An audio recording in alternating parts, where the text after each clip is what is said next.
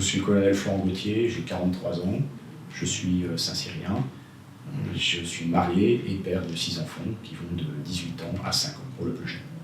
Je suis né à Paris et j'ai vécu toute ma vie à Paris, dans le 16e arrondissement, au pied du centre de secours d'Auteuil.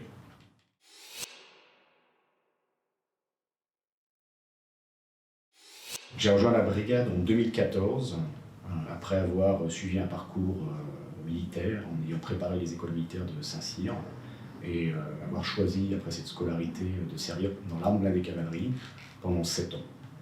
Et après, j'ai eu une carrière émaillée avec des passages en état-major, à l'école de guerre d'abord, puis dans une spécialité finance où j'ai servi à l'état-major de l'armée. J'ai été affecté au 3e groupement d'incendie et de secours durant une année où j'ai pu suivre le cycle de formation traditionnel pour les officiers de manière accélérée, puisque j'ai fait une formation initiale officier durant 6 mois jusqu'en décembre. Et puis j'ai enchaîné ensuite les formations officier de garde-compagnie, officier de poste de commandement, puis officier supérieur de garde, en ayant acquis également des formations complémentaires, des formations radiologiques, chimiques et le PAV.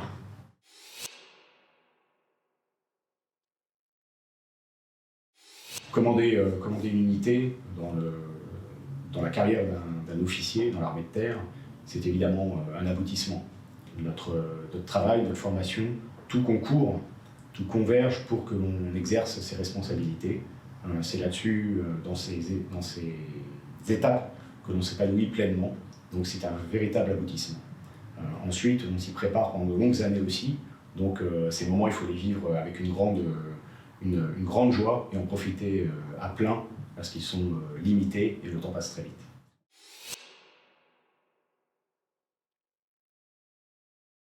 Les ambitions se situent à 3 niveaux.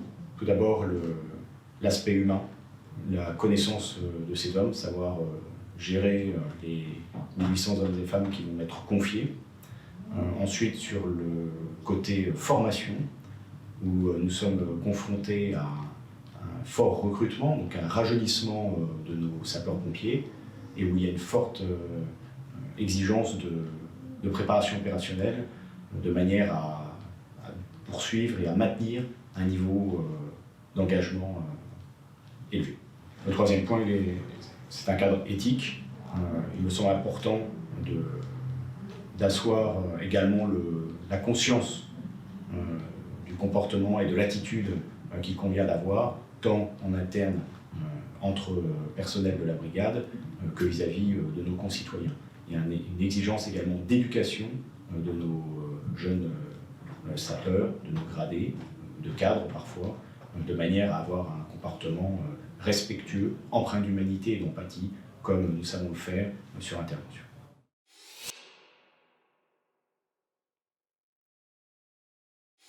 Commander, ça s'assortit nécessairement d'une certaine forme d'interrogation sur comment faire face à tous les enjeux humains, opérationnels, auxquels nous allons être confrontés. Pour autant, il faut avoir une approche qui soit humble, pragmatique, mais qui sache aussi s'appuyer sur la richesse profonde des personnels qui constituent la brigade de sapeurs-pompiers de Paris, qui constituent l'ossature de nos groupements. Et ces hommes et ces femmes, ce sont eux qui nous permettent de répondre aux enjeux de nos interventions. Il faut donc aussi pouvoir s'appuyer sur eux, et j'ai confiance dans la force de formation et d'expérience que constituent les hommes et les femmes de la brigade.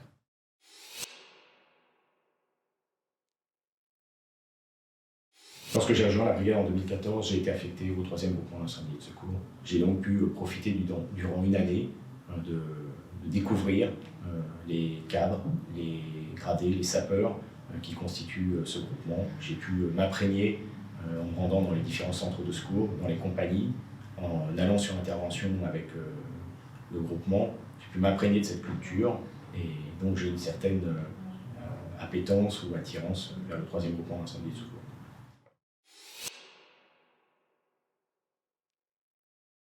Lorsque les décisions prises par le chef d'état-major de l'armée de terre pour désigner les futurs chefs de corps sont prises, j'ai évidemment, et de manière discrète, pris contact avec un certain nombre de mes prédécesseurs au sein du 3e groupement d'incendie et de secours, mais également parmi des pairs qui ont commandé d'autres groupements d'incendie et de secours, de manière à pouvoir échanger avec eux et m'imprégner de leur retour d'expérience, de leurs années de commandement, pour me nourrir de ce qui avait peut-être des points forts pour eux, de ce qui avait pu aussi être des points qu'ils avaient jugé nécessaire d'améliorer ou sur lesquels il y avait nécessité à pouvoir faire effort, de manière à pouvoir moi aussi, si vous voulez, m'appuyer sur cette connaissance.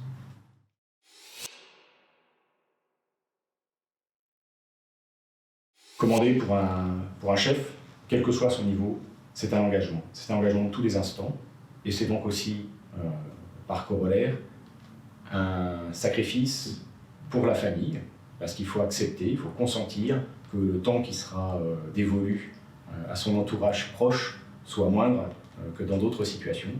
Mais cette plénitude du commandement, c'est aussi ce qui fait l'attrait et le sel de notre métier.